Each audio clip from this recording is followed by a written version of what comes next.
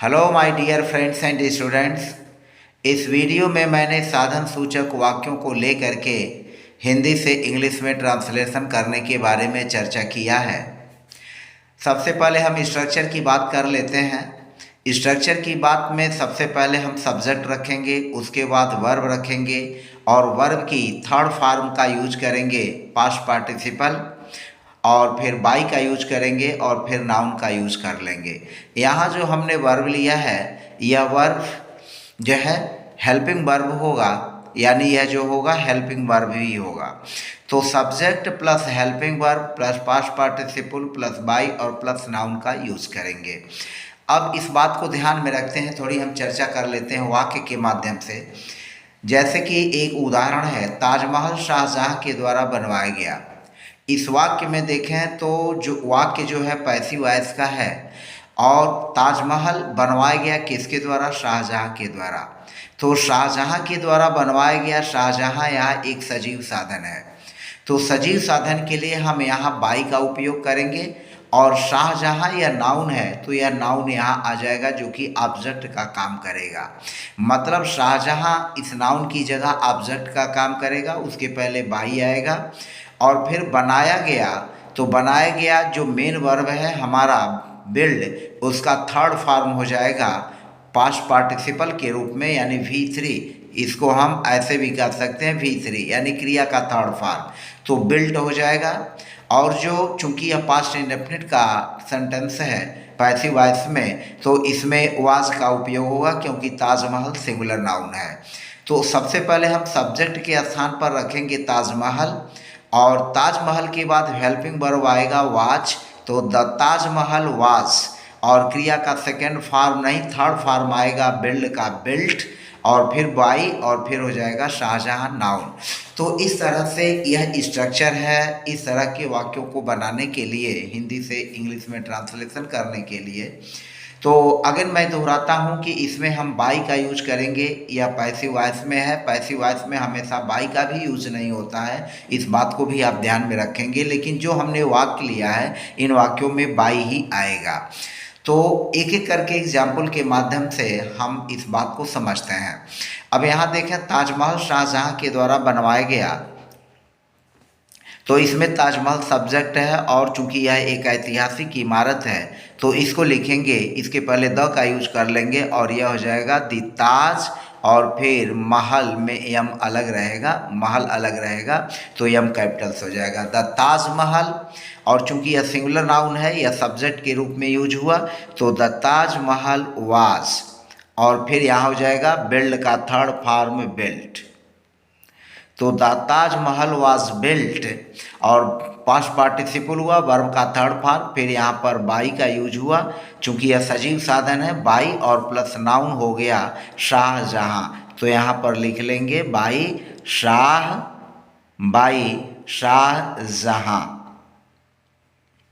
By Shahjahan. तो यह हो गया the Taj Mahal was built by Shah Jahan, Taj Mahal Shah Jahan के द्वारा बनवाया गया। दूसरा वाक्य है, रामचरितमानस तुलसीदास के द्वारा लिखी गई। तो रामचरितमानस यह एक ऐतिहासिक किताब है, इसके पहले भी द का यूज करेंगे और लिखेंगे द राम, और फिर रामचरित और मानस हो जाएगा इस तरह से, रामचरितमानस। द रामचरितमानस वाज, चूंकि यह सिंगुलर है नाउन, सब्जेक्ट के रूप में द रामचरितमानस वाज रिटन,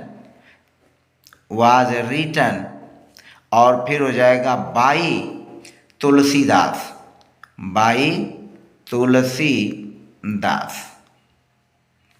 तो the Ramcharitmanas was written by Tulsidas, Ramcharitmanas Tulsidas के द्वारा लिखा गया।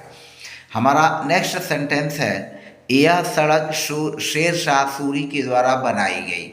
यह भी पास्ट इंडेफिनिट का अफर्मेटिव सेंटेंस है, तो यह हो जाएगा this road,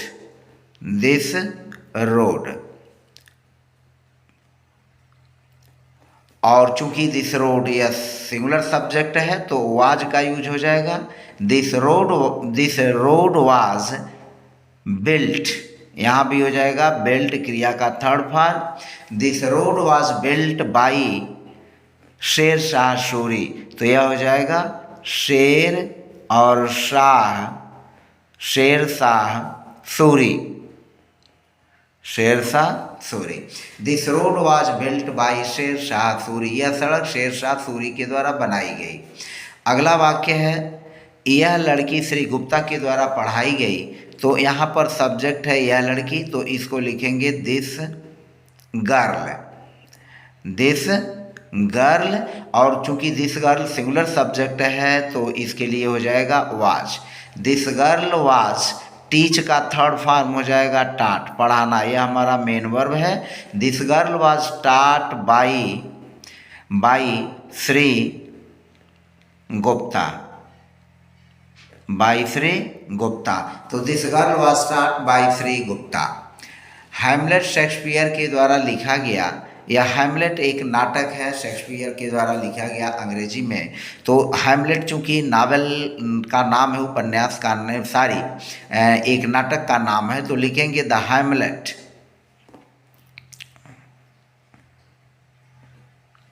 the Hamlet was written, और यहाँ पर हो जाएगा by Shakespeare, by Shakespeare, Shakespeare की स्पेलिंग पर ध्यान रखेंगे। The Hamlet was written by Shakespeare. यह किताब मेरा द्वारा नहीं चुराई गई, यह वाक्य जो है पास्ट इंडेफिनिट का नेगेटिव है, सब्जेक्ट के रूप में होगा यह किताब, तो लिखेंगे दिस बुक। और चूंकि यह सिंगुलर सब्जेक्ट है तो वाज हो जाएगा, और वाज के बाद यहाँ नॉट का यूज कर लेंगे, तो वाज नॉट। स्टील का थर्ड फॉर्म हो जाएगा स्टोलन, स्टोलन, और फिर हो जाएगा बाई का यूज करेंगे, और उसके बाद मीरा हो जाएगा ऑब्जेक्ट के रूप में। तो this book was not stolen by Meera. वह मधुर गीत सीता द्वारा नहीं गाया गया है। अब यहाँ पर देखें यह वाक्य जो है प्रेजेंट परफेक्ट टेंस का निगेटिव सेंटेंस है, तो वह मधुर गीत, तो लिखेंगे दैट स्वीट सॉन्ग। और चूंकि यह पिल्लू सिंगुलर सब्जेक्ट है तो इसके लिए लिखेंगे हैज, और हैज के बाद चूंकि नेगेटिव न है तो यहाँ पर नॉट हो जाएगा, नॉट, और उसके बाद तब लिखेंगे बिन, क्योंकि पैसिव वॉइस में, प्रेजेंट परफेक्ट के पैसिव वॉइस में हैज के बाद बिन का प्रयोग होता है। तो that sweet song has not been, और सिंग का थर्ड फॉर्म हो जाएगा संग, संग, उसके बाद लिखेंगे बाई सीता। तो that sweet song has not been संग बाई सीता। रावण राम के द्वारा क्यों मारा गया? अब यह पास्ट इंडेफिनिट का इंटरोगेटिव सेंटेंस है, तो इसको लिखेंगे सबसे पहले हम क्यों के लिए लिखेंगे वाई, और चूंकि रावण सिंगुलर सब्जेक्ट है तो यहाँ पर हो जाएगा वाज, वाई वाज रावण। और फिर किल मीन्स मारना, तो इसका जो है थर्ड फॉर्म हो जाएगा किल, तो वाई वाज रावण किल्ड, और फिर हो जाएगा by Ram, why was Ravan killed by Ram. अगला है ये कविताएं दिनकर के द्वारा लिखी गई, तो ये कविताएं यह सब्जेक्ट के रूप में हो जाएगा, तो दीज पोएम्स, और यह जो है सिंगुलर सब्जेक्ट है दीज पोएम्स, तो हो जाएगा were, these poems were written, verb की मेन वर्ब की third form, these poems were written by Dinkar. पूरा नाम है रामधारी सिंह दिनकर। तो ये कविताएं दिनकर के द्वारा लिखी गई, these poems were written by Dinkar. क्या ये चोर पुलिस के द्वारा पकड़े गए हैं? यह भी जो है प्रेजेंट परफेक्ट टेंस का इंट्रोगेटिव सेंटेंस है, तो यहाँ पर चूंकि क्या पहले आया हुआ है, और तो यहाँ पर जो यूज होगा, जैसे हम सिंपल में पहले बनाते हैं कि these thieves have been caught by the police, these thieves have been caught by the police, तो यहाँ पर have का पहले यूज कर लेंगे और तब हो जाएगा have these थीव्स बिन काट उसके बाद हो जाएगा by the police, by the police. तो यह हुआ हैव दीज थीव्स बीन काट बाय द पुलिस, क्या ये चोर पुलिस के द्वारा पकड़े गए हैं। नेक्स्ट है क्या यह पत्र मेरे द्वारा टंकित किया जा रहा है। अब यह प्रश्नवाचक वाक्य इंट्रोगेटिव सेंटेंस है प्रेजेंट कंटीन्यूअस का। तो प्रेजेंट कंटीन्यूअस का है तो इसमें चूंकि यह पत्र सिंगुलर सब्जेक्ट है तो इसके साथ जो हो जाएगा इज आ जाएगा पहले ही। इज दिस लेटर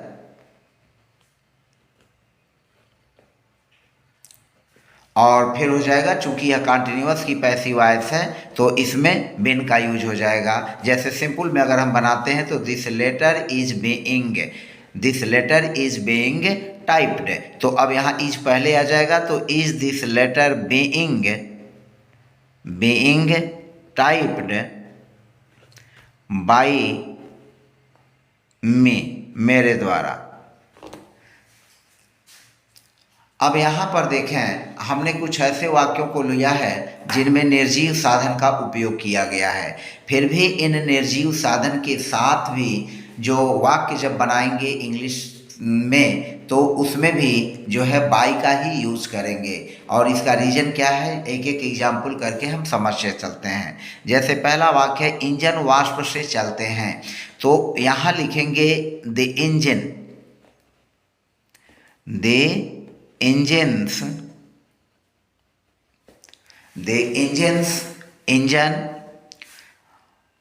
अब वाष्प से चलते हैं यानी वाष्प से काम करते हैं, वर्क करते हैं, तो यहाँ पर लिखेंगे इंजिन्स, चूंकि प्लूरल है तो द इंजिन्स आर वर्कड। और फिर वाष्प से चलते हैं तो बाई स्टीम, तो the engines are worked by steam, engine वाष्प से चलते हैं। अब यहाँ बाई स्टीम इसलिए लगाया गया कि जो वाष्प है इस वाष्प को भी हमने सजीव साधन के रूप में मान करके इनको जो है ट्रांसलेट किया है, यानी सजीव साधन के रूप में मान करके ही इस तरह के वाक्यों को हम कंस्ट्रक्ट करते हैं, फॉर्मेट करते हैं इंग्लिश वाक्यों में। वह घर आग लगने से नष्ट हो गया, तो इसको लिखेंगे दैट हाउस, और चूंकि दैट हाउस सिंगुलर है तो इसको हो जाएगा was, that house was destroyed. और फिर हो जाएगा बाई फायर, आग लगने से, बाई फायर। यहाँ लगने की कोई मीनिंग नहीं हम खोजेंगे, फायर मीन्स ही हो गया आग लगने से, तो that house was destroyed by fire. वह बिजली गिरने से मर गया। अब यहाँ पर देखें व्यक्ति जो मरा वो किससे मरा, बिजली के गिरने से मरा, तो इसको लिखेंगे ही, और चूंकि यह पास्ट इंडेफिनिट का है तो वाज हो जाएगा, और किल का थर्ड फॉर्म हो जाएगा ही वॉज किल्ड, वह बिजली गिरने से मर गया। He was killed by lightning,